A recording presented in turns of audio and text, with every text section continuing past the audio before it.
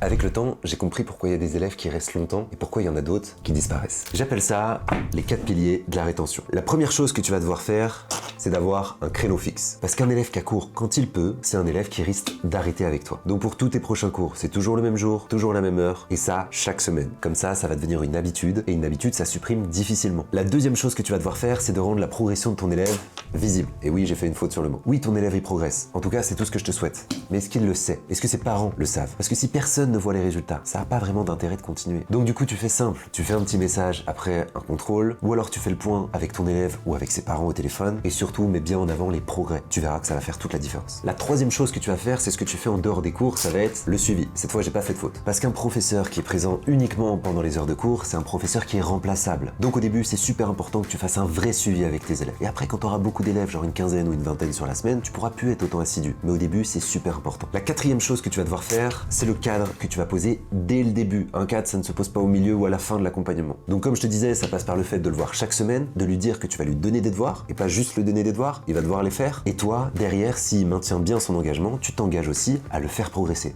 Parce que si c'est pas clairement dit dès le départ, ce sera pas fait. Et tu le sais comme moi, un élève qui fait pas ses devoirs, c'est un élève qui est moins impliqué, et donc qui peut partir à tout moment. Mais il y a une dernière chose ultra importante. Oui, ces 4 piliers, ils sont indispensables. Ils vont te permettre de garder tes élèves. Mais j'ai envie qu'on soit honnête. Et au fond de toi, tu le sais. Si aujourd'hui t'as pas suffisamment de demandes d'élèves, ça sert à rien de vouloir les garder. Donc le vrai game changer pour un professeur qui gagne bien sa vie, c'est de savoir trouver des élèves toutes les semaines. Garder tes élèves, c'est bien, mais c'est pas ça qui va te permettre de te projeter sur du long terme. Et allez, ça tombe bien, je t'ai préparé un petit guide qui résume vraiment les choses les plus importantes pour un professeur particulier qui débute ou qui est même avancé. Si tu veux l'obtenir, tu commentes le mot guide et tu vas le recevoir directement.